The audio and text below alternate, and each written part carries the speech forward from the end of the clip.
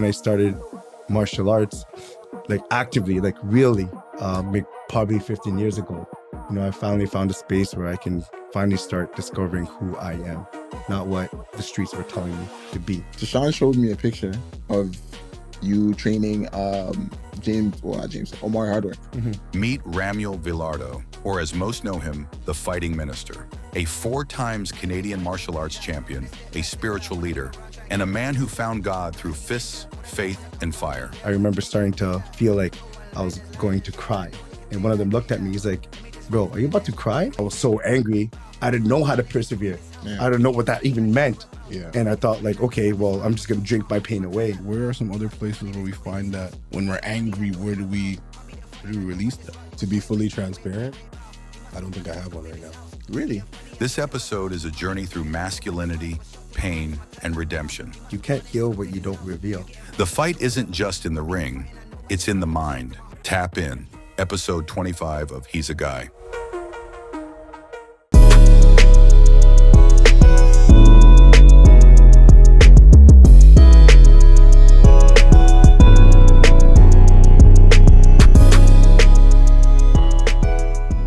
He's a Guy podcast coming to you live from CAMH.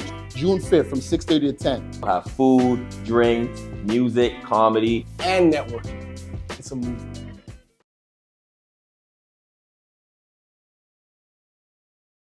Welcome back to another episode of He's a Guy podcast. And we're back, shit, right? I love it. Does it feel like, no? Yeah, we're here.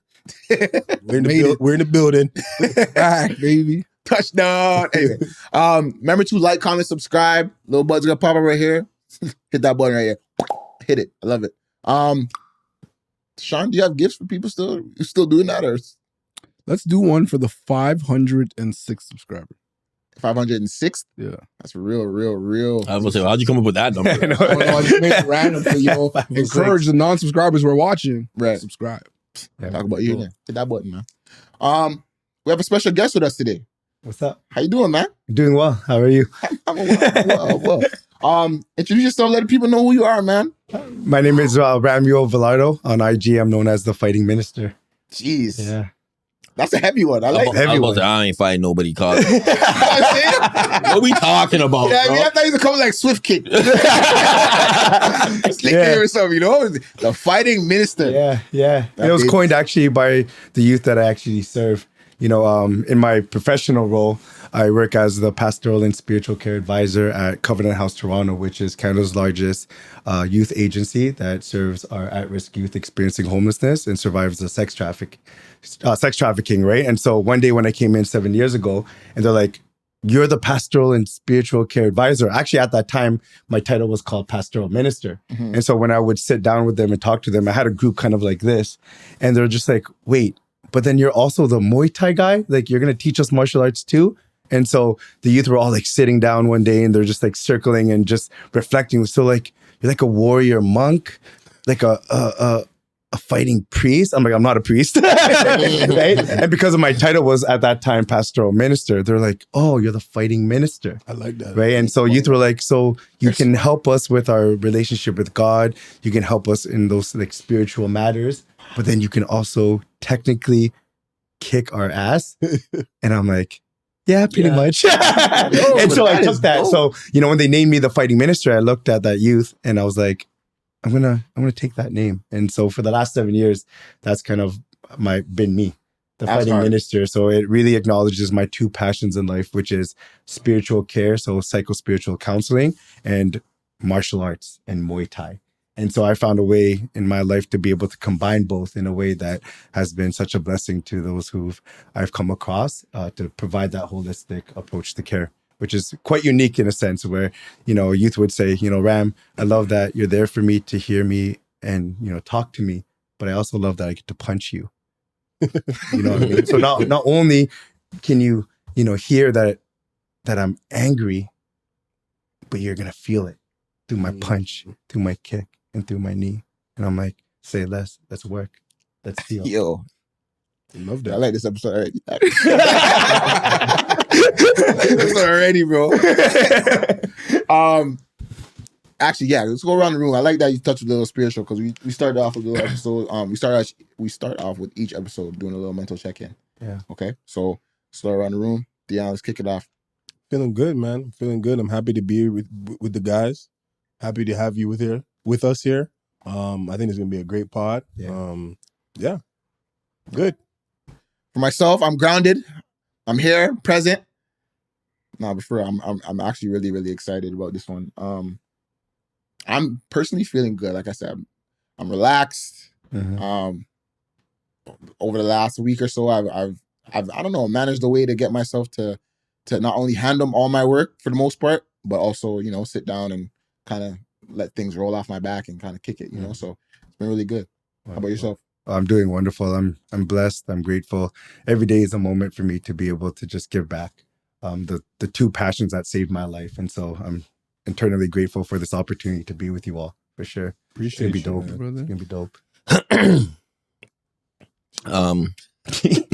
Nah, because listen to all you guys speaking, I'm just feeling all the energy, Yeah. you know, like, so, like, I'm feeling great too. Can't wait to get it started. Mhm. Let's go. T, what's up, man? Same, I'm feeling good. I mean, over the last week, I've had obviously some peaks and valleys as life kind of brings us through. But it's like being in this room just reminds me how impactful it is to be around high vibrational energy. And I just feel like coming off of you guys is just like high vibrations, good energy, good vibes.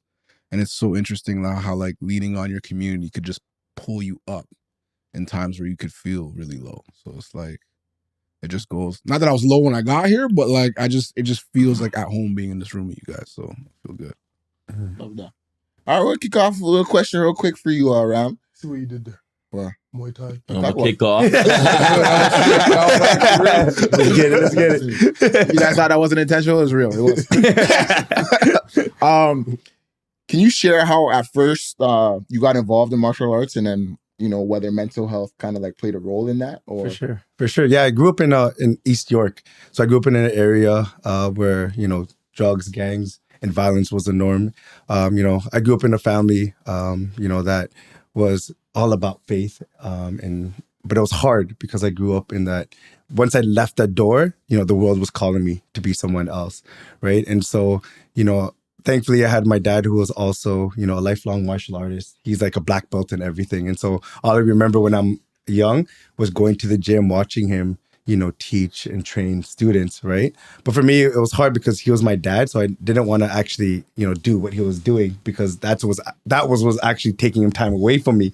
So I had a different relationship with martial arts when I was young, but you know, I had the hood, and so like, and that's what was tough because ever since I could remember, I always felt pulled towards it, right? And at it early on, you know, I was being taught what I thought what being a man was all about. Right? I remember sitting in a circle in front of the building, and I remember starting to feel like I was going to cry. And one of them looked at me. He's like, "Bro, are you about to cry?" And I'm like, "No." And I'm like, "I'm not supposed to cry, right?" And I'm trying to hold it in, and then someone behind me just smacks the back of my head. And I'm like, "You don't cry." You know what I mean? And it impacted me so much that's what I thought being a man was being tough. Right. So, but yeah, at the other side of thing, when I go home, my parents are telling me, you know, that's not what it's about. Right. So I always felt like a tug of war. Right. But with that being said, it came with so much rage. Like I didn't know how to process because I was taught to hold it all in. Right. And so the biggest thing in my life was that rage, was that anger. Like you look at me wrong, I'm cussing at you. You step on my shoes, I had to fight you. You know what I mean? So I got into a lot of trouble. Right. Like I remember one time where I snapped and I would go red, and then, you know, I'm at the Swiss Chalet restaurant, which is a famous story with me and my family, where like the toilet was in the sink was in the toilet, you know, everything. And I just ran. Right. And so that's really what was, you know, really suffocating me when I was young. Right. But thankfully, like my parents kept, you know, encouraging me and reminding me that's not who you are. Right. And they tried to, you know, really encourage me to explore my faith. And my dad kept saying, "Hey, you know, lean into the martial arts." Right. And so for me, you know, when I started martial arts, like actively, like really, probably 15 years ago, you know, I finally found a space where I can finally start discovering who I am, not what the streets were telling me to be. Right. But it was hard because I didn't know how to name it. I didn't know how to say I was angry. So I just kept it all in. Mm. But that was a beautiful thing about, martial arts and the gym, is that I was able to go in and without even saying anything, I was able to start expressing and releasing and reconnecting and remembering who I truly am. Right. So for me, till this day, one of my important spiritual practices in my life is prayer. And till this day, I can still remember those days where the deepest and most impactful prayer moments in my life was when I wasn't talking, when I was punching the living shit out of the bag. And I just felt like, God, like you hear me. You see my struggle. You see my pain. But what is this? And so I had to start like naming it, right? And so, and that's what's beautiful about it, right? And that's why I try to show the youth that I come across, to be able to give them that, opportunity to start, releasing and reconnecting and remembering exactly who they are, that is within each and every one of them. But sometimes it's so like hidden and locked up just because of how they were grown up, maybe the traumas that they've gone through in their life. And sometimes most important is what their own thoughts are telling them otherwise, right? So martial arts, again, was that kind of safe space for me where I was really, truly able to discover who I am. You know what I mean? Yo, I like that. Have you guys ever gotten into martial arts? I know T, you kind of do now. I've seen from your stories and stuff, but even as a kid growing up, anybody into martial arts at all?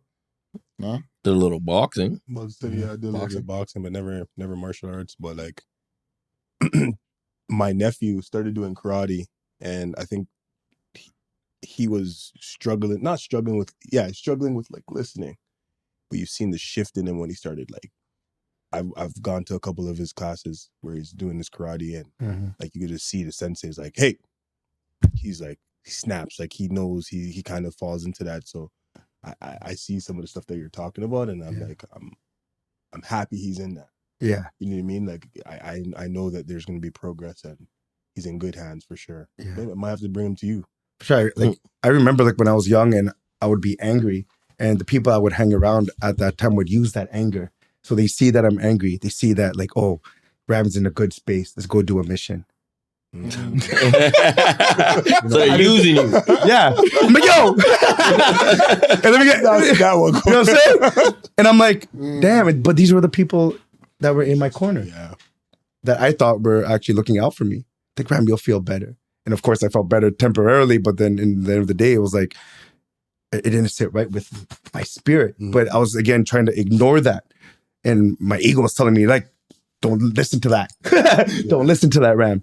You know what I mean? Because it was scared, right? It was scared of what I knew, what was within me. And I just had to choose to fight for it. And that's what I love about martial arts. It didn't fix me, but it challenged me to fight for who I am. And like, there's something in me. There's a potential. And I was like, I need to fight for it. And I want to discover who that is and who that can be for other people, right? And so martial arts for me has become so spiritual, because it allowed me to really, explore, what matters. That's the most important thing. What matters to me in the most deepest sense, in terms of what is my purpose? What is my calling? What gives me meaning? What gives me that sense of connection and belongingness? What is moving me towards forgiveness and healing? Right? And I had to kind of say, I had to find that courage to delve into that. Yeah. But my mind was saying, don't worry about that. Get your money. You know what I mean? Be a man, right? It was telling me all the things otherwise than what I knew what was true. And so that's the tug of war. That's the disconnect, right? And so we talk about, mental health, right?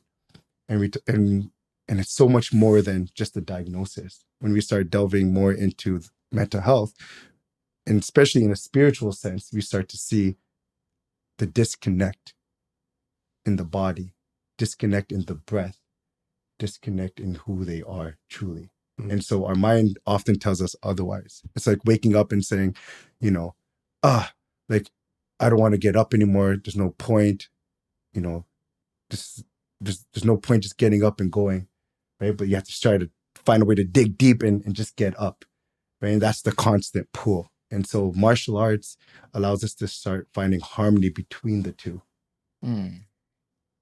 right? And it starts to anchor us, and it starts to remind us, okay, you're starting to tell yourself otherwise, but that's not how we're going to persevere. Because what I've noticed is that, we go through all our lives experiencing so many different seasons of suffering. And we're called, actually, as men, to persevere through that season of suffering, knowing that it will actually ignite change in our life. It will obviously foster, character development. And for me, in a spiritual sense, there's always hope with that, right? But our mind sometimes tells us otherwise when we're impacted negatively, or we're, navigating some mental health challenges, so many complex layers. And so, because of that, sometimes we get so caught up in it, and it starts to tell us otherwise. And when that happens, we run away from persevering. We go from that season of suffering and we run to something that will ultimately entrap us. So if we're going through a season of suffering of depression and I don't have the right supports, or I don't choose to persevere, I'm going to run away from that season of suffering. Yeah. And that which I run away to will entrap me. And so I'm going to maybe go to alcohol. Maybe I'm going to go to drugs. And that was for me the case. Like, I was so angry. I didn't know how to persevere. Yeah. I didn't know what that even meant. Yeah. And I thought, like, okay, well, I'm just going to drink my pain away. And so for the longest time, I would just find myself going out as much as I can, just drinking. Right. And thankfully, eventually I was able to find my way out of it. But then I was like, shoot, now I have my season of suffering was anger. Right. And then I'm like, damn it, I can't even go back to that season of suffering and persevere through that, because now I have this new season of suffering, which is alcohol. I'm like, damn it. Right. And so then what happens is we create multiple seasons of suffering. And that's the complex layers in which sometimes we experience in our life. Yeah. Right. And so, our hope is to find a way to persevere. Out of it.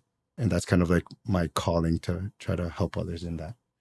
What emotional shifts do you typically see in people after they, commit to martial arts and things of that nature? Change from the inside out. Yeah.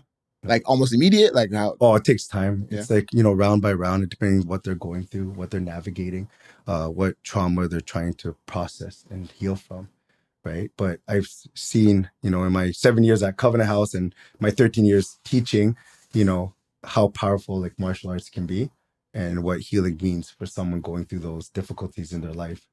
Right. And so, with that, like I lean on a lot of stories just because of, I've had the privilege and honor to be able to walk with these youth, right, and walk with my students, right. And so I remember one day when I was at work, I met with a youth who was a survivor of sex trafficking. She actually just exited her trafficker, and she heard about me. She's like, oh, there's a spiritual care advisor, and he also teaches Muay Thai. Oh, I want to try to learn that. But at the same time, she knew that I was a male, which was definitely difficult for her. And she just exited, right? But she still had that courage. And so she had the courage to ask, like, to meet with me. So we met at the gym at Covenant House, and right away she saw me. And at that time I was, quite built, right? I was getting ready to a fight, and right away her eyes just went down, right? And she wouldn't look at me. Is that something you notice? Sorry Yeah. to cut you off, but is that stuff like that, those type of You can see that. interactions? Yeah. And that's sometimes trauma responses or whatever they're going through, right? They're like, and later on, I found out, like, she expressed to me, she's like, you look like you could be a trafficker just because of how I'm built, because I'm tatted, Damn. Okay. right? Normally in my position, my position is reserved for maybe the elders, a priest. You know what I mean? I remember walking to one of the houses and they're like, whoa, I thought you were going to be like an old guy with a collar. And like, what the heck? Right? And so I'm like, and so I understood that, and I knew that was a challenge, but I was like, I'm just going to be present. But she's here and she had the courage, and I'm going to honor that. And so I tried to teach her Muay Thai, and I knew she wasn't going to talk to me. So I used Muay Thai to build a sense of trust with her. And so in a way that was safe, I looked forward and she looked behind me so that we didn't have any eye contact. And I was teaching her how to punch. And it got to the point where like I had to hold the pads where she can, land the punch. And then the first time she missed, and then I was just like, you're doing good. You're punching, and mentally you're being aware of how to punch, but let's just give it some life. That's through your breath. And so eventually she throws a punch, still not looking at me, but she throws a punch, and it made like that big therapeutic sound. And then she finally looked up to me and she's like, whoa. It's like, was that me? And I'm like, what strength? Right? And in that moment, after we sat down outside and we just spoke for like 2 hours. Until this day, I know, she's doing well, committed to her healing, back in school, right? And I just remember, that day when I met her. And so we connected actually recently. And she told me about the things that she's accomplished thus far. And I looked at her and all I said, look at you now. Look how you're carrying yourself. Do you see what you've stepped into? The potential that was within you all along. Keep fighting, champ. That's like one of my favorite things to say. You know what I mean? Look at you now and then still say, keep fighting, champ. Because it ain't done yet. Nothing else. Go collect more. So Sean, how did you I know, like I said, you've done a couple sessions so far. How did you feel not having gone through it before and then doing a couple sessions now, and then how do you feel like thereafter knowing kind of some things? Yeah, like it's interesting because it's not what I realized really quickly. And it's so funny because like over the last 2 years, I've talked about trying Muay Thai. And I don't know why I'd always put it off till I met Ram. Mm-hmm. And Ram told me like what he does and a little bit of his story and what he did for like one of the youth that works at my gym who's now older. And it was just like the connection just made sense. So I ended up just like reaching out to him when we got back from Dominican. I was like, yo, let's do a session. And we did one. I realized it's so interesting because it's not about the fighting. Like it's not even like working with Ram, it's not about the technique. Like the technique is like a bonus that you'll learn, but it's about learning to speak to yourself. It's about learning to connect on a deeper level with yourself. And I think sometimes like kind of what he was saying, I think I was just living through this world where it's like I felt like I was, for lack of a better term, getting soft. Mm-hmm. You know what I mean? Like little things would bother me. Oh, I don't have enough likes on Instagram. I'm sad. Or like I'm trying to reach this next level in my business, my career, and all these things I'm doing, and I feel all this pressure and anxiety and nervousness where I'm like, just get up and do it. Just do it. Just put yourself out there. Just keep going. Right. And it's like I would always have these internal battles with myself. And I always felt like I'm being pulled back or being held down when there was a time I felt like I was grittier. Like when I think of like when we grew up playing ball, it was just like coaches would make us run like 10 suicides and we would just do it. Make us do hundreds of push-ups. We would just do it. And now I feel like I got to a place where I'm like, did I get soft? Mm-hmm. And when I started doing Muay Thai again, I felt like it made me dig deep to that place of facing myself. And like even just the other day, Ram had me doing a 7-minute plank. Like I went from a 6-minute one. He calls it buying in. So before we warm up, and the plank, the 6-minute plank or whatever minute he puts to do the plank is a buy-in to be able to train. So it's like before you're even able to train, you have to like face yourself before you can even get into the ring. So it's like the whole experience for me is not even really about the technical aspect. It's more so about like working through your own mind that I can't do it, that I'm not good enough, I don't know how I'm gonna get it done. All those things that your mind creates for you, it's like they're not true. And like I find like what I've done with him so far just reminds me like your mind will just try to keep you comfortable. And it's like, you got to fight that. And it's like, the battle is really against yourself. And that's what I'm seeing. And it's like, it's deep. Deeper than just throwing punches. Even just breathing. When you're not hitting hard, it's because you're not breathing.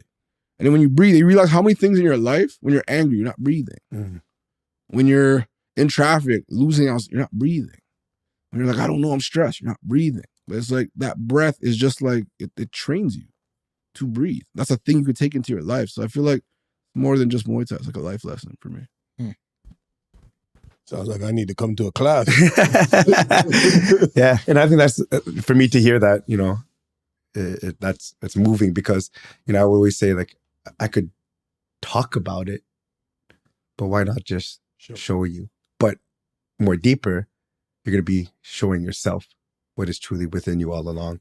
Right? Because for me, what I've learned, this is my lived experience. Like I told Ty, like, I don't like even reading. That's been my challenge ever since I was young. But, thankfully, my books is like the living human being. And what I've learned is that like our nervous system is so wired on comfort, but our soul is wired for growth. And so we need to challenge ourselves safely, but constantly, to be able to get to those points where we're truly challenging, our spirits. And so when you do a 7-minute plank, What to say? you know what I mean? Like you're going to be faced with those, those thoughts like, damn, Ram, like what the heck? What's going on? Brother, after the first, I remember he said 6 minutes the first time. And I remember 45 seconds in, I'm shaking.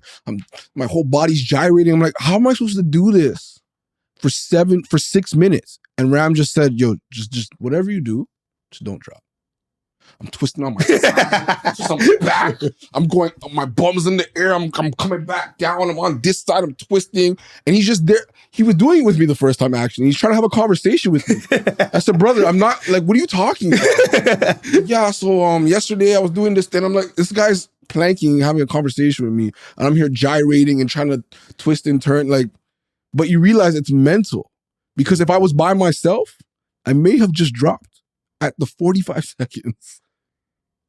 You need to have an anchor, right? You need to have an anchor, and that comes from within. And so, like when your mind is telling you otherwise, you can catch it and be like, okay, I hear you, but we ain't about to give up now.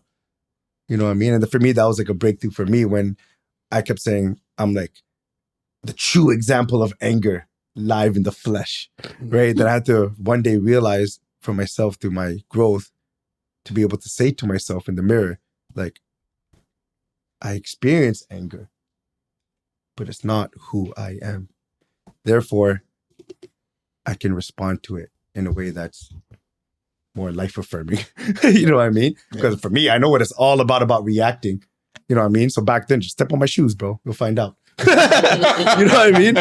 And so, but now it's just like I've gone through the fire, I've been forged through it. And so that's kind of the rhythm that now I just walk through every day in my life. You know what I mean? You see glimpses of that. And that's the thing, the ring, even in sessions, even when we have our sessions, like it'll come out. Yeah. You can't hide it. Babe, but then we'll be able to kind of, be together as we navigate through it in a way that's actually helpful and character building and all those things. What is the community and dojo culture? What role does community and the dojo culture play in supporting someone's mental health? Oh, just knowing, what, like, this is how I feel. Like if I can, look at you, without saying anything, but make you feel seen, feel heard, feel loved, feel supported without saying anything. That's community. And so, thankfully, I was able to find a gym that took me in when I was young, right? My coach, his name is Justin, and he took me in without even asking for a penny.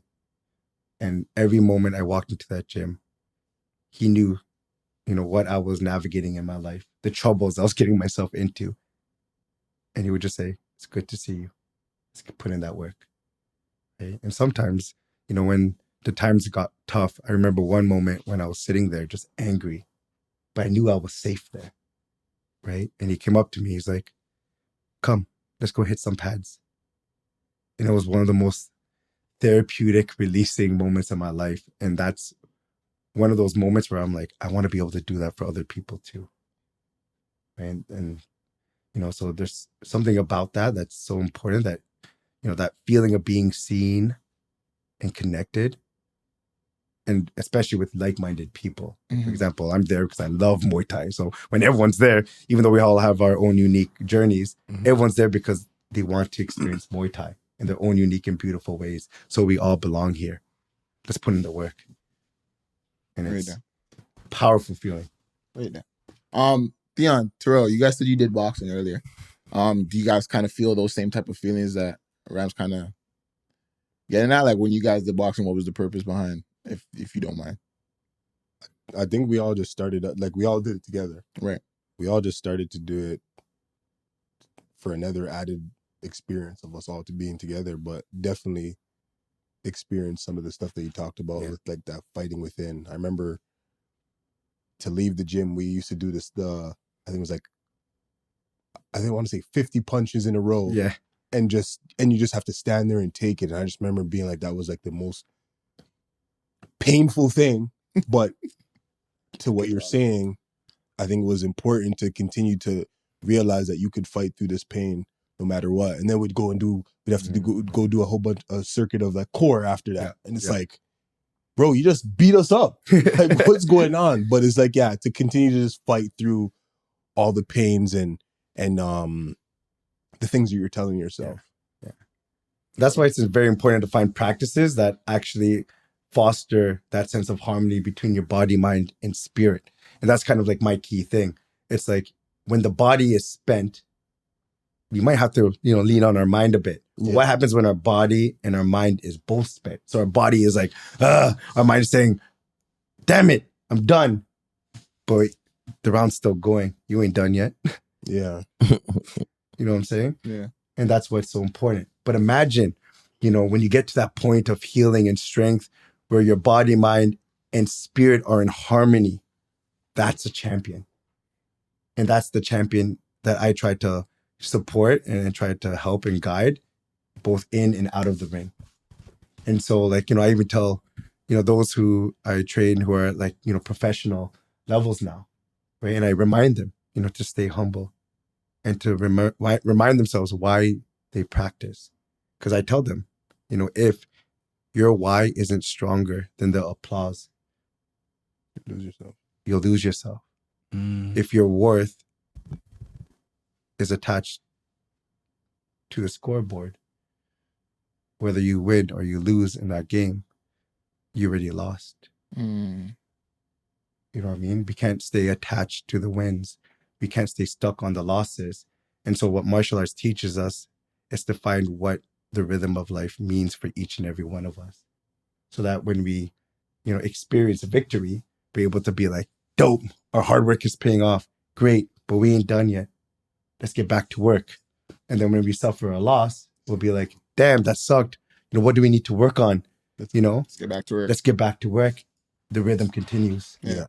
Right. So I've seen, fighters get so attached to that winning where that's all like who they are. And when they lose, it's like, I'll never see them again at the gym. Yeah. Finished. Wow. And so sometimes I'm like, I've seen that as I come up. And that's why for me as a coach, I really take what I do so seriously, because I know that me being in the corner of someone in and out of the ring matters. Mm-hmm. You know what I mean? And I need to be able to guide them in that so that when those moments happen, that they still maintain that level of humility, right? Because ultimately our hope is to continue to just find what we're called to do and to find our full potential in life. And it's not just getting stuck on that one victory or one win or one moment, right? So I always say, like, stay humble. Keep fighting, champ. You have to keep fighting. Don't just stop here now or don't get stuck there now. Mm-hmm. Keep fighting. Let's keep going. You know what I'm saying? And, actually, I want to transition a little bit because I know you were talking about just now. You mentioned professionally training and whatnot. Tashawn showed me a picture of you training Omar Hardwick. Mm-hmm. Mm-hmm. Bro, when he showed me that, I was like, wait a minute. He trains who? Right? So I look at that. How does that now, do you approach that kind of the same way? Like, for those who don't know, that's Ghost from... I was just about to say, yeah. Yeah, Omar Hardwick is Ghost from Power. So in training, is that any different when you're training now a celebrity to now Tashawn to now At Risk Youth or whomever? Like, does the levels change at all, or I just see you. I just see you. I remember holding pads for Amari the first day, and I'm like, there's O. You know what I mean? Mm. And me and him have like a brotherhood now that has been built so much more deeper. Mm-hmm. And, that's my brother for sure now. You know what I mean? And I'm grateful for, martial arts and Muay Thai to connect us initially. But ultimately, what we built goes so much more deeper. And it's because of these real talks that we have, these moments where we're able to sit in each other's, pain and to encourage each other, right? And I think that's what I love about martial arts, is that you can truly just be humans. Yeah. You know what I mean? And I think, that's what I try to like, provide in terms of space, is where like really you can just literally fall apart in front of someone, but still be called brother. Yeah. Without being judged or anything like that, or treated differently because of, their status or anything like that. Right. And so sometimes like, I see sometimes like I've worked with people who've come in to train with me and they have that mask on. And I call these like the mask of masculinity. Right. And I'm like, that's not who you are. Take that shit off. Yeah. Right. Let me see you. How do you deal with that early on? Like if somebody were coming in just to train because they're thinking the deal, this is just, I want to learn fighting. I want to learn, but there's a spiritual component to it that you're trying to apply. If they're not open to that, how do you go about training thereafter, I guess? I think it just comes out to like just me trusting how I guide and how I meet someone where they are. Right. And I know that I have to build a sense of trust no matter who that person is. So to be able to meet them where they are is truly an art. But sometimes I can notice, I'm like, ooh, he's hiding behind a mask. Mm-hmm. And, I always tell youth, I'm like, you can't heal what you don't reveal. And so if you're hiding behind a mask, how are you going to heal? Take it off. I like that one. I was gonna say I like that because we in I think our first men's mental health brunch, that was actually an activity that we did there. It was like identifying the mask that we are wearing, Yes. and identifying what's underneath the mask, and truly like figure out who you are, what you're going through, and talking about these things and talking about it in community, so you know that you're not alone, kind of thing. Yeah, the hardship is like when people are not aware that they are wearing a mask. Yeah. You know what I mean? That's what I've been. And it starts with that. To, like, you can't get unstuck if you don't realize that you're actually stuck. Yeah. And they don't even realize that they're trying to go through the mud with like baggage right behind them. Yeah. Right. But yet, it starts with that. And step by step, round by round. And that's why I always say life is like a fight. Round 1, round 2, round 3 are all meaningful. There could be rounds where you feel like you get your ass whooped for 6 rounds straight, but yet you still come back for round 7 knowing that it's going to lead to breakthrough in your life. You know what I mean? And so we keep that, again, that humility within us, and we continue to keep fighting for what we truly believe is waiting for us at the end of those rounds. Right? And so, I see, and sometimes you have to wear the mask, right? If you need to survive. Like, again, I deal with youth and I support youth who are navigating homelessness, right? And addiction and violence, right? And sometimes they have to put that mask on because they need to protect their heart, but they're aware that they're wearing a mask. But then when they come and see me, sometimes like we will look at each other, and this is our thing. We do this. I'm like, how you doing, bro? Oh, without words, that's the action you do. Let's do this. Oh, that's dope. With each other. Yeah. So how people dap it up? Yeah. Like, we'll dap it up, we'll sit down and we'll look at each other and we'll just do this. Because I've recognized, that he needs to wear it at sometimes. Yeah. But when he's meeting with me, it's like having someone in your corner that you fully trust, right? What happens in between rounds? You go to your corner. Who's in your corner? Your most trusted coach, your most trusted, person in your life. And, if I'm fighting a fight and I'm going in my corner, I'm not being real. And they're like, Ram, how you doing? I'm like, I'm doing good. But inside you're like, I'm scared as hell. you know what I mean? But you have to be able to go in your corner and be like, Coach, this is hard. Yeah. This is hard. I don't know what I'm doing. I don't know. Is this possible? You know what I mean? And the coach is like, okay, maybe we might have to adjust. Maybe we might have to pivot. Maybe we have to do this, right? But if you come with that vulnerability, right, then you're able to really collaborate together. Yeah. In terms of, finding victory in your life, right? So we always do this. Love that. Right? It's big still, to be honest. I have a question for the group. Like, where are some other places? Because not all of us do martial arts. Like, where are some other places where we find that place now? You know what I mean? Like, we're able to like meet ourselves and challenge ourselves and push ourselves. Or when we're angry, where do we release that? On the ball court? It doesn't feel like Gym. on the ball court. I'd say the gym. To be fully transparent, I don't think I have one right now. Really? I don't. I'd like, yeah, I go to the gym, but like to the level of like what you're saying, where I'm like, all right, I feel like I'm really facing myself. I don't feel like I have one right now. I think basketball used to be that for me. And just challenging myself and like really fighting myself to continue to go. I guess we could say my family could be an outlet where I'm like, this is continuously pushing me to continue to go. But like, I'm saying like something to sit there with my inner self and just continuously battle and just try to fight. I think I'm with you on that. Like, I heard you say the gym, and I was like, yeah, nah, yeah, Steph might be right with the gym, but I don't think I use the gym to battle myself. I think I use it as a stress relief, like, go there. That's still a battle you're fighting. I battle in the sense of what? So like, for example, even if it's like a small battle, for me, it's something I know I wanted for self-improvement, right? I know I don't like something and I'm battling against myself. I know a few short months ago, probably I could only do, let's say 8 pull-ups and I'm done. Like I'm talking about, I'm finished. Now, 5 rounds, 10 pull-ups, clean, right? So it's one of those things where it's like, yo, I'm telling myself I'm gonna get here, right? And that's the battle I face. And I'm not leaving this pull-up bar until what I set out to do is getting done. Take me an hour. It's gonna get done. I might have nothing left for the rest of the workout. I'll go do 2 more things though. Like, do you know what I mean? Like those type of things are what I'm talking about for the gym. Like if I say I'm gonna set out to go to the gym this week, I'm gonna find a way to go out and do however many days I set out to do. Obviously things happen in between where you can't get to go or whatever, but that's the battle I find myself with the gym. And I know it's those steps, those mini battles is in the overall battle for me because I know I want to self-improve in not just my physique, but we talked about it before with eating better. That's another thing where it's like, well, if I go to the gym, but I'm eating bad, what's the point?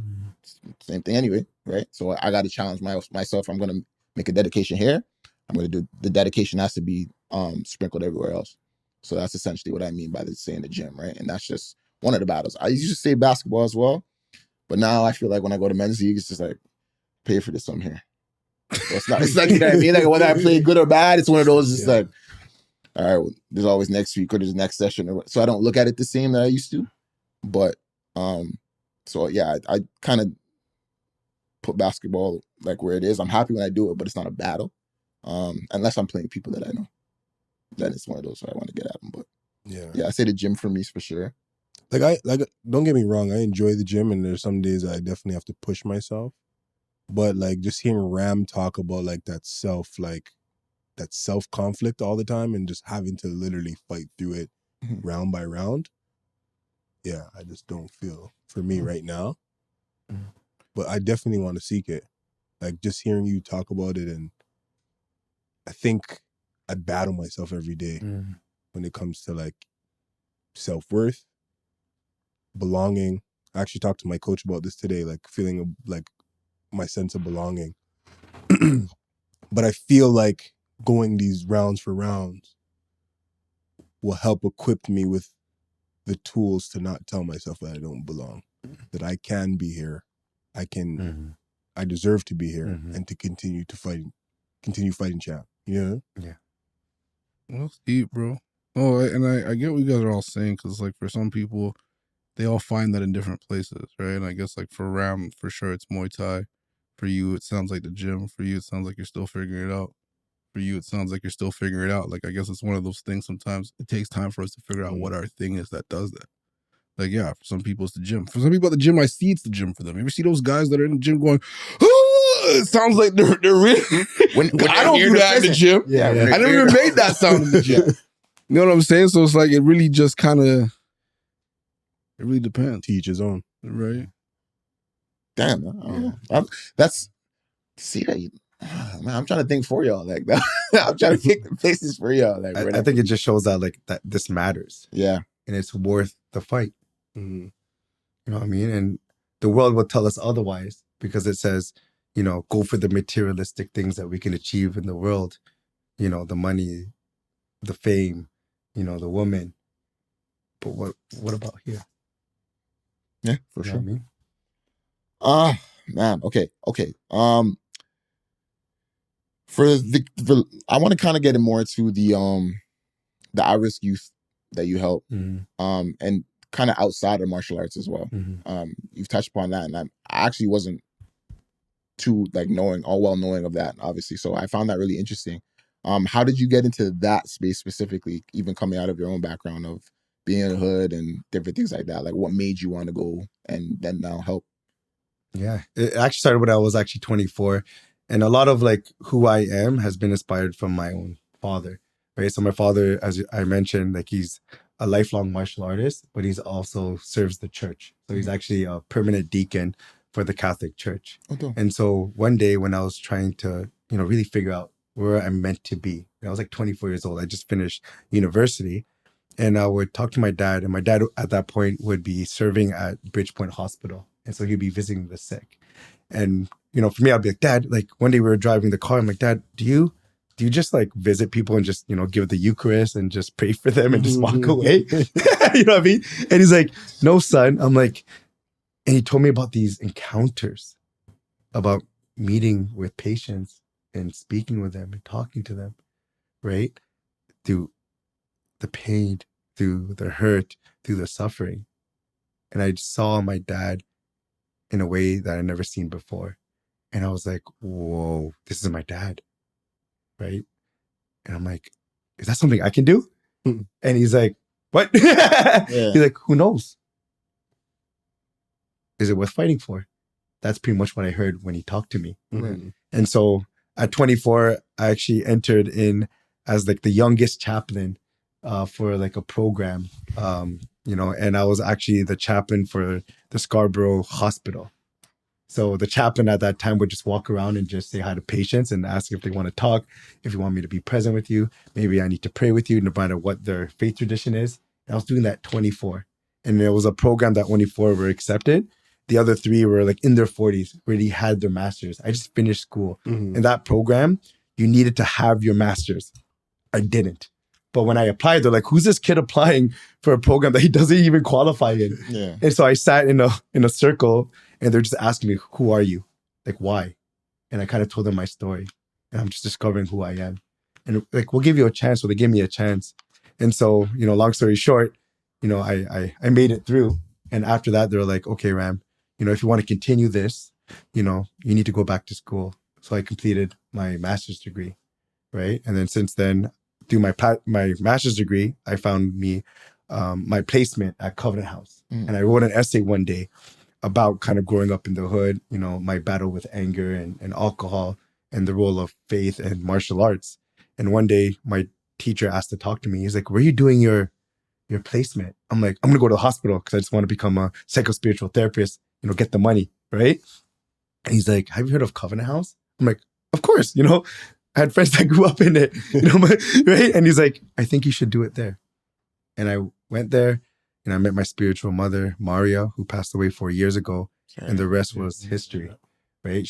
I was there in 2017 and 2018 when she retired. She went out of her way to find me and be like, hey, Ram, like I retired. I want you to apply. And I'm like, Maria, like I'm still finishing my master's degree. I don't have the 3 years professional experience. And she's like, that's true, but you have the heart. Mhm. And I think heart is the most important thing in any profession, Mhm. because skills and techniques you can always develop. I tell that to the fighters too. That's why we practice. That's why we go to the gym. That's why we do the drills. That's why we do the sparring. But heart, we have to discover that. Right? But it's in each and every one of you. And so I knew at an early age that like, okay, I didn't have the skills and techniques, but I had the heart to serve. And so ever since then, I've just been now trying to gain the skills and techniques to do it. But ultimately, it's been fueled by my heart to just give back the same light, the same martial arts, the same spiritual care, the same faith that saved my life to other people. Right. And so that's kind of been like my mission. And so even to this day, like I'm always learning, and I'm at the job that I love. And even to this day, I'm doing my second master's degree. And they're asking me like, Ram, like, are you trying to like open up your private practice? I'm like, no, I'm just trying to better myself so that every person that I meet, I can continue to be the best that I can, because I know I'm still not even cracking the surface. It's large, bro. Appreciate that people like that. And I hate reading. And I hate running distance. I'll say that. I say that to my professors. I'm like, it sucks. But but I'll do it because I have attached meaning behind it. Yeah. And that is so important about discipline. You know what I mean? And discipline, if it's anchored into your meaning and to your why, that you become a force that, that the world has to embrace or brace. Yeah. Because you're coming for it. Yeah. I want to touch upon you coming in and you talked about ego. What did you have to kind of spark for the pod? You were asking about ego. Well, for me, it's like, from my time, it's like ego is what builds the mask. Mm-hmm. Discipline is what takes off the mask. Right? And then our faith, our sense of meaning and purpose can now fully be discovered. Do you feel like, I'm not sure, obviously, because I'm not martial arts, but in any athletic profession or whatever, do you feel like a balance of those three are things that need to be there? Oh, yeah. Yeah. For sure. Because, again, like, you wouldn't even know if you're navigating life with the mask on. And so sometimes I ask, like, name me your mask then. Mm. You know what I mean? I've seen one of the biggest things is the alpha mask. What is the ego telling you to put on that alpha mask? I'll open that to the room. Why do you guys feel like about it? What mask? Yeah, but like even just the ego itself, like the alpha mask or whatever mask that involves the ego, like, or even him talking about what he just talking about faith, ego, and then the discipline, right? Kind of open that up. And again, it's not just pertaining to martial arts, but do you guys feel like those balance of those things belong? Do you think we even need the ego? Do you, like? I think ego protects us in some ways. Sometimes it can take us over and protect us in a way where we don't grow because we want to be. A lot of times, like ego, sometimes I think of it as just the wanting to be right. But being right is very different than learning, right? When you're being right, you're not really trying to understand, you're trying to win. And it's like, so when I think of like ego in that way, it can, that's when it can harm us. But it can also protect us in a sense where it can keep us safe from harm. So it's like, it is a balancing act. Yeah. And when I think of mask, for me, it's kind of like, I don't think I really, alpha male mask, potentially, maybe more so in the past. I feel like now it's more so like a people-pleasing mask. I'm always happy mask. I gotta be like the one to like always be okay type of mask. Right. But yeah, bro, there's definitely a lot to unpack with that. But like, yeah, ego is definitely something that we carry too much of, and it brings us out of balance sometimes. Yeah. And yeah, like I said, like it creates the mask. Like, so if you're looking at like, I'll delve a little bit more into like, say the alpha mask, right? That if you're wearing an alpha mask, then we're going to get this sense of you just wanting to dominate, right? And so I'll sit with you and be like, what does this need to dominate, right? And then we explore that. And I try to allow you to say like, you're wearing a mask, right? But what is that need? What is that fear? What is the ego trying to protect us from, right? Is it that, that desire to control or to not be exposed? When you have those conversations, like I said, if somebody's not, I guess, the most open to it or not understanding that they even are wearing one, what does that approach look like? Like, how do you even talk to them without, I guess, just compassion, being ready? Right? Sometimes you just ask them, kind of like, like I said, it's meeting them where they are, just asking, how are you doing? I'm like, yeah, okay. Right, next day, next session, how are you doing? Right? I remember meeting with the youth 5 times, 5 to 7 times, like around that time. And I literally got to a point where like, I would ask him like, how are you doing? And he would tell me straight up, he's like, Ram, I know what you do. I'm not trying to open up. What I've gone through is what I've gone through. I just want to learn boxing. And I'm like, ooh, I took that as a challenge. I'm like, but you still want to come see me? Yeah. I'm like, okay, but I have this great passion for martial arts that I feel like could build a sense of trust and maybe crack that. And so finally on the 7th one, I literally got to a point where I was like, I think he's really using me as a free boxing trainer. You know what I mean? And then thankfully, you know what I mean? But I just kept I got to stay with it. I got to stay committed. I can't force it. I got to meet them where they are. Right. So I kept leading with love and compassion. And, one day, he came in just storming into the gym, and I asked him, what's up? And he's like, nothing. So he was wearing a mask. Yeah. I'm like, oh. And then we held pads, and I just, as he was walking away, I was like, I'm here for you. And so after that, I went to a next meeting. By the time I went back to my office, he sent me a very, very long email, and pretty much saying like, I really find it so hard to talk to someone in person, especially like someone I don't know, and he just started to open up. And that was, 7 years ago. Until this day, he's now living in Europe, and he still like sends me, reels and things that he has found. That's funny. But to be able to see that brotherhood, build up, like he's literally like my spiritual little brother. Awesome. Right. But imagine that, like at that point, or when session 2, session 3, I was just like, yeah, he's using me as a free trainer. And I don't want to be seen as that at Covenant House, because I'm supposed to be the spiritual care counselor. Right? And that was kind of like the hardship. It's like, Ram, they might get your role twisted. And I'm like, it's okay. I trust the way that I teach. Right? Especially when they said, you're going to teach the youth how to fight. I'm like, yeah, because I do it right. Like, don't get me wrong. Right? But I also trust how I teach and what it means for me. And I'm hopefully going to pass that on to them. And I've seen it come in so many remarkable and beautiful ways where, every Friday we do a Muay Thai program at Covenant House. And I met so many youth from it. And now to this day is actually now being taught by the peer mentor, right? That right? And it's like, wow, I'm like to be able to see that. And that's what leadership is all about, to be able to inspire the next generation without sometimes even saying anything. You know what I mean? And that's the hope, right? And that's what the light we want to continue to pass on, right? And I always say, like, my hope is just to hold the light up just long enough until you can recognize it on your own. And I'm like, this was always within you. Yeah. I'm just trying to show you like a mirror, like.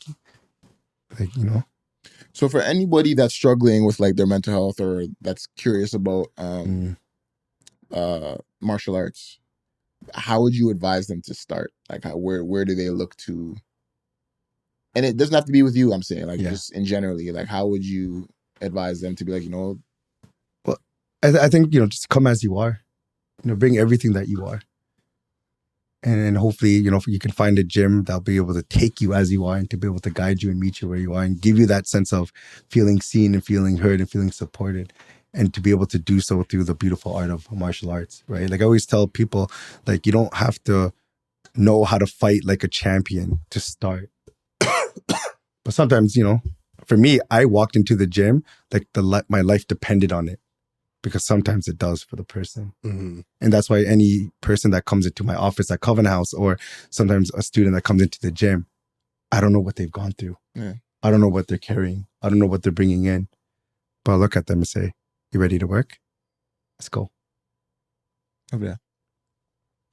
Wow. Okay. That's all I got here. See, what you saying? Game time. Y'all ready? Let's do it. Sure. I didn't say that with your chest. No, I'm playing. So we have this game called Let's Talk About It. We have all our guests play it. It's a game to get men to be vulnerable, because we find that men don't like to talk about things in a lot of cases. Yep. So what we have here is 3 different decks. We have the white, which is more surface. We have the blue, which is middle, and the black, which is the deepest. And what we do is we either have our guests pick one, either ask the room first and answer last, or answer first and ask the room. Do you want me to read it first? Yeah. So it's just yours. Yeah. Okay. Well, I'm very spiritual, so a big part of my practice is spiritual reflection. Therefore, this is the deeper one. Yeah. Okay.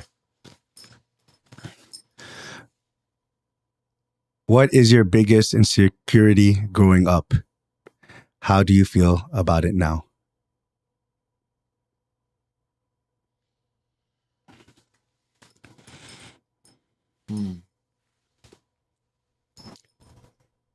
I can go. I think I touched on this before, but people always used to ask me like, why am I sweating? yeah.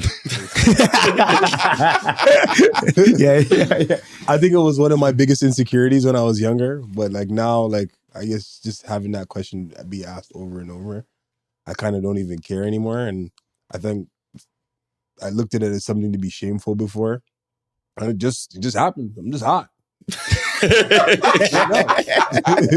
Straight up, like, you know what I mean? Before that, them laughing would probably piss me off. I'm being honest, but like Makes now, you hot. yeah, it made me hot. If I start sweating now. Give it more reason to make me sweat. But as I grew up, I just realized like it's like it just happens to people. Like it's a human feature that some do, some people don't. And it's just, you know, I good luck of the draw. I just got it. So, you know what I mean? I'm here. I'm happy. I'm alive. I'm well. So I don't allow it to bother me anymore. I have a question. Talk to me. Do you walk with like one of those towels in your back pocket? Nah, not anymore. Bro, you know what's crazy? Not anymore. You know what's crazy? I used to walk with that just because I'm thinking like, yo, it could happen to me. And it never did. So I'm just walking around with this extra rag and it's not being used. And I'm just, geez. I say my insecurity is a couple, bro. My teeth. I don't have a real issue with my teeth, and nobody would know unless I point it out. But I have, instead of like two front teeth, I have like one offset, like one centered, and then it's kind of off. So that used to bother me when people would notice. That's what I'm saying. Nobody would notice. I speak fast, or my mouth's not always open or closed. But yeah, that was something that I brought up, and I remember most recently going to the dentist, and my dentist telling me that. I'm like, do you know you have? I'm like, yes. They wouldn't even finish. Let them finish the sentence? sentence? I said, yes, I do. Like, wow, this is so unique. I'm like, yes, I know. So yeah, that's one of mine. I guess I'll go next. I think I answered this question differently before, but what really came to mind as I was reflecting was my jump shot. And why I say it was a really big insecurity for me is because like I felt like my whole life playing basketball, I played ball my whole life. And I was always scared to shoot the basketball. And it obviously comes from a deeper place. There was something like around performing in front of people, being afraid to fail, being seen. But I just remember like every time I felt like the ball would go in, I felt like it was a fluke. And every time I would miss, it feels like it was me. And what's interesting is I was talking to my coach about this. He had me do a personality test. And what's interesting, he said, Tashawn, like you score very well on like how realistic you are. You score very low on self-esteem. So what that told him was, I'm very good at being real with myself about all the losses in my life. Everything that I make a mistake or anything that I mess up on, Self-aware. I can be honest, like, oh yeah, that was me. I messed up. But when I do something really well, I'm not as quick to take credit for it. It's like I don't want to do well. I don't want to like, oh yeah, I did well. It's almost like I feel like am I bragging? Am I doing too much? But it's like going back to my jump shot.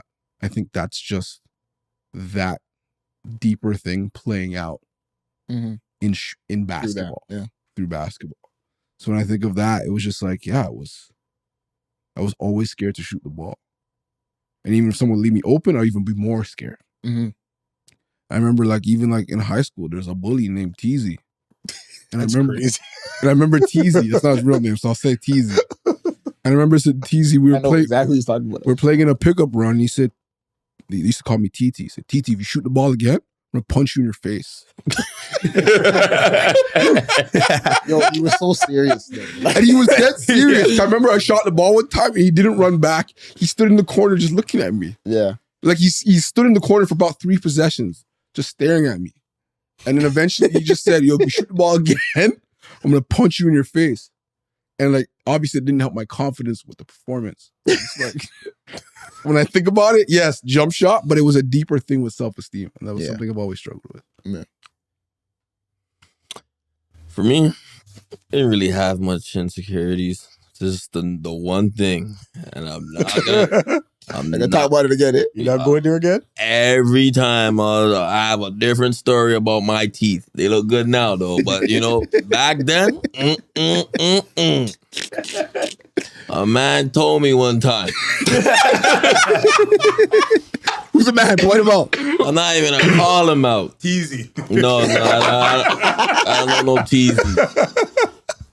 I just remember we were all playing ball, and you know, I had a jump shot, so I was hitting my shots, and then the man said, "You think you're nice?" I said, "I know you're nice." The man said, "Not like your teeth. You can floss those things with a rope." And I was like, "God damn!" It hurt so bad that I was like, when we go back on the court, I'm gonna show this guy I couldn't make another jump shot because it was in my head. It was in my head. I'm like, this guy just embarrassed me in front of everybody and said you could floss my teeth with a rope. Was I there? I feel like I remember. No, this was in the hood. Okay. This was in the hood, and it just hurt. So like I said, as soon as I got some money, I'm like, I'm fixing these. I'm telling you guys, any insecurity that comes up, you're always gonna hear me talk about my teeth, and I'm gonna give you another story. Layers. You would would it always be on your mind, Brother? daily? Like, what was it like? I don't know. You guys probably saw me around those times. I don't know if I was talking that much. If you really think about it, to now, from back then to now, like, was I this outgoing? Was I speaking a lot? Well, you're always outgoing. I didn't want, like, when I would talk, this I would talk. Were you saying stuff? You would answer them. And then when you start talking, I'm like, yeah, I hear you. Me too, you know. I'm trying to hide it. I'm talking like this, you know, like. What I will say though is, I feel like now you have energy. So Oh, it yeah, comes yeah. for you. But I think back then, if somebody was to say something to you, I think that you kind of, not that you would shy away from it, but you would probably be I want no smoke. because you knew where it would kind of go. No smoke. Yeah. I know what you're going for. Yeah. I can't hide it. I knew if I see a jab, you're coming with a knockout. So you understand. You know what I mean? So it just, certain battles weren't worth it anymore. Yeah. Now, come on, man. We can go back and forth all day. Sorry, getting out my pants before the episode. With the leathers? I want to mention that during your mental check-in. I won't lie. Like, yo, you look like you're going somewhere after this. But yo, don't be fair. When I wear the brown shirt, the man said, where are you going? It's Thursday. People go on a Monday nowadays. I don't know, Doc. I don't know what's going on, bro. I don't know. I'm just saying. The leathers are hot, though. They're shining. You're doing your thing. The leathers are hot. After hours, fam. You know what I'm saying? Ram, talk to us. What was your insecurity? I still deal with it day to day. It's actually my mumbling. I actually mumble a lot and I slur my words, and sometimes I get caught with how I speak. And so ever since I was young, that's how I kind of got bullied. And that's what it taught. And that's where I had to, again, put on a mask very early, where instead of trying to talk to them, I would just like, okay, let's go. You know what I mean? And then try to hide behind that, right? And so, it was something that I had to acknowledge, that like, okay, it's a challenge for me to be able to speak sometimes, or speak in front of people. So that I was always fearful of it. And so once I was able to acknowledge it, I was able to accept, okay, if I want to be able to grow in my life and I want to be able to commit to it, what does that mean for me? Right? And so, when I'm in front of a person, I'm like, oh, this is like, that's where I shine in a sense. Like, this is where, that's the zone. But when I'm in front of people, even with you all, sometimes I'm like, whew, like, why'd I do this to myself? You know what I mean? But I've acknowledged it already. I've accepted that doing things like this, right? Allows me to commit to my growth and being able to one day, be like well-spoken in a sense, right? And so like, I just had like a recent podcast that was dropped. And to be honest, even asking like my wife, I made her listen to it first to be like, let me know how bad my mumbling was. Oh, you made her listen to it before you? Yeah. Oh, yeah. wow. And I because sometimes that's the insecurities that I continue to experience, right? Mm-hmm. But yet sometimes I'll go through that afterwards. But yet I know, for me, I find comfort knowing that I still have the courage to still show up. I'll show up, then after I'll lean into like my wife or, one of my trusted friends to be like, yo, how bad was it? You gotta tell me real, right? But at the end of the day, I'll take that feedback and be like, yeah, you kind of mumbled here. I'm like, that's okay. That's okay. Well, I'll tell you, you don't got to give nobody this to review because you didn't mumble. Well, I didn't even, until you said it. I didn't notice it. See, but I didn't notice, like when I'm talking to, like when you guys are talking, sometimes in my head, I'm like, damn it. right? So I'm on myself too, right? And I think that's what it comes down to, right? It's like, but I have a good relationship now with my mind. Yeah. Like I'm able to notice what my mind is saying, but I'm able to also recognize that, okay, that's not actually the truth to it. Mm. And then again, it's like, okay, but here I am still talking Yeah. and still trying to, be as open as I can and show my heart, most importantly. And hopefully the talking skills get better as I continue on. I think that's what's unique about insecurities, to be honest. Like, we're so hyper focused on something that somebody may never notice. Like, some things obviously, but I mean, yeah. Why are you laughing? Didn't- Why are you laughing, didn't bro? laugh, bro. Yo, let up. Why you laughing? Let it go, brother. Let's park this. Yeah. That's a new thing for you. Let's park. Yes. Where you parking at, bro? What you got? All right. Go I ahead. know why you're laughing. What happened? Continue. What happened? No, continue. No, because you want to laugh. You're looking. You about to cry. If you want to crack a joke, you're already in the hole. No, so I'm might as well not. Crack the jokes, bro. Let's go. Oh, Let's my do it. days. You guys are dark. Okay. Anywho, do you have anything to promote? Nothing really. Everybody says that. Yo. And I'll think about it and be like, yo, how? I like, for me, like I like to work in I work in the shadows. You know what I mean? That's where I am. Like my heart is in the trenches. Yeah. They find you. They find you. When I'm in the trenches, I'm just busy on just being able to see who's there and how I can be of help. And for me, it's just hard for me to think about, like, okay, where am I going or what am I doing or what do I need to do and all that. It's like, because I'm always in the trenches every day of my life. Yeah. You know what I mean? That's why, like, some people ask me, like, oh, like, what gym do you own? What gym do you teach? Like, do you have a gym? I'll be like, no. Right? Like, you look at my Instagram, people think, like, I actually, like, own a gym and, like, I'm a professional, Muay Thai trainer full time. And I'm like, that's kind of like, that's just like my therapy. Yeah. You know what I mean? Because I'm always, like, so protective of what I'm doing. And I always acknowledge also, like, the heaviness in it. But yeah, I'm just really So they don't hit us up. Yeah. Hit you up. Yeah. Tell them where to find you. The trenches. Find me the trenches. You know what I'm saying? And that's where, like I said, like, it's like, there's people that would message me, like, oh, Ram, like, let me get some sessions in. How much? Right. But for me, I always assess, like, can I help in their growth? I assess their heart. I assess their passion. I assess, their light and all those things like that too. And I'm like, oh, maybe I just want to help them shine a little bit more. You know what I mean? And so that's what's funny. That's like, so, but yeah, the fighting minister, that's technically my IG. But mostly, like I said, when you find, like, me holding pads or shouting at someone, don't drop, all those things like that, because I feel like the moments that I share with people is so sacred. Those are the things that I truly cherish. Yeah. So that's why, those moments like we have, like in this conversations, like I keep that just with us, that one day I'll look back and be like, yo, remember that day? You know what I mean? So that's what I love about it, bro. Do what matters. It's so important. Do what matters. All right. Remember to like, comment, subscribe, follow He's a Guy podcast. Oh, we got a little promotion for them, right? I was about to say We should shout that out, right? We got a little live event coming up. You want to do it separately? You want to do it now? We might as well shout it out now. Why can't we shout it out now? Right now. I talk to him. I'm like, dude, come on, You bro. want me to talk to them? Yeah, talk to him. Yo, June 5th Mm-hmm. at Cam H, Uh-huh. 7 p.m. Doors open at 6:30. We're having a live podcast show event. It's not just a live podcast. It's not. It's a whole show. It's a whole show. And what month is it during, guy? Mental health month, man. Men's mental health. Come on. So please stay tuned. Look out. We're posting some stuff. And support us, bro, all the way through. Like I said, like, comment, subscribe, follow us on Instagram, Twitter soon to come. Yeah, man, we got things rolling. So until then, till next time. See y'all. Peace. I was about to say, we're having a live show?